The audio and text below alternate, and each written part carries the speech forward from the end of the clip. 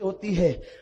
ایک عیسائی عالم سرکار غوث اعظم دستگیر کی بارگاہ میں آیا اور آ کر کے کہتا ہے، عبد القادر صاحب، میں جو ہے ایک حدیث کو بار بار سنتا رہتا ہوں اور مجھے وہ حدیث پر کلام ہے۔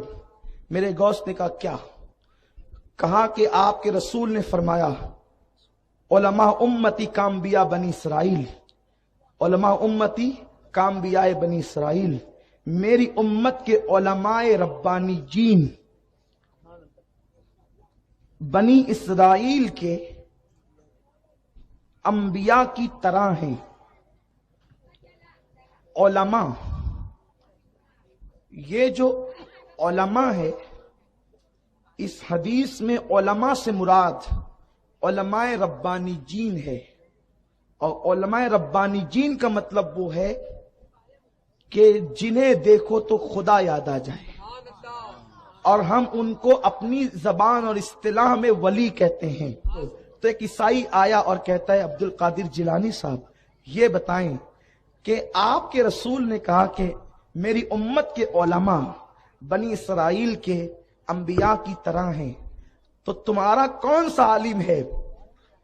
کیونکہ میں عیسیٰ علیہ السلام کا ماننے والا ہوں، اور عیسیٰ علیہ السلام مردوں کو زندہ کرتے تھے، تو تمہاری جماعت میں کون سا عالم ہے جو مردوں کو زندہ کر سکتا ہے؟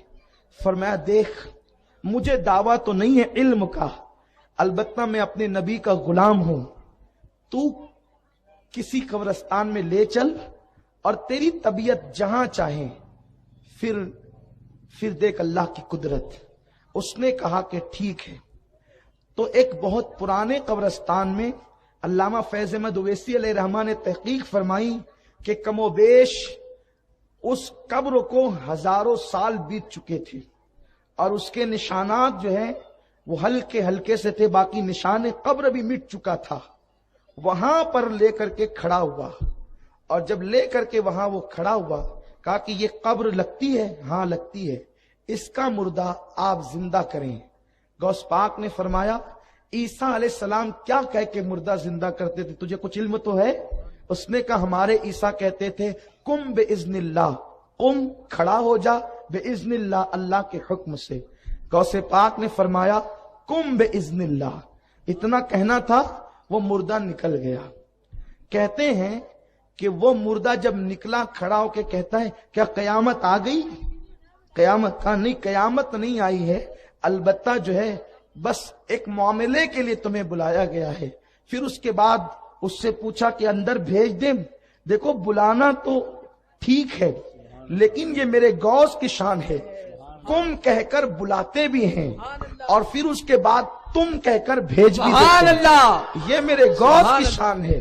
بھیج دیا تو اس مجلس میں اس منظر کو دیکھ کر 500 لوگ مسلمان ہوئے تھے، عیسائیوں میں سے، اور کرد لوگ بھی مسلمان ہوئے تھے۔ انہی میں صلاح الدین کے خاندان کے جو ہے وہ اجداد بھی تھے۔ اب اسی خاندان نے غوث پاک کے ہاتھ پر بیعت کی، اور اسی خاندان کے اندر صلاح الدین پیدا ہوئے، اور بچپنے میں میرے غوث نے ان کے سر پہ ہاتھ رکھ کر کے دعا دی تھی۔ اس طریقے سے فرمایا تھا کہ اس بچے کا نام قیامت تک روشن اور زندہ رہے گا۔ آج دیکھیں، صلاح الدین کا نام سب لیتے ہیں، لیکن صلاح الدین ہے کون؟ یہ غوث الاعظم کے غلام کا نام ہے، یہ میرے غوث کی شان ہے۔ تو میرے پیارے آقا علیہ السلام کے پیارے دیوانوں، ہم لوگ تو چیخ چیخ کر آوازیں بٹھاتے ہیں، لیکن قوم کے دل پر بات کتنی اثر کرتی ہے وہ ظاہر ہے۔ لیکن اللہ اکبر، یہ وہ لوگ تھے، قم باذن اللہ کہہ دیا اور لوگوں کو اسلام میں داخل کر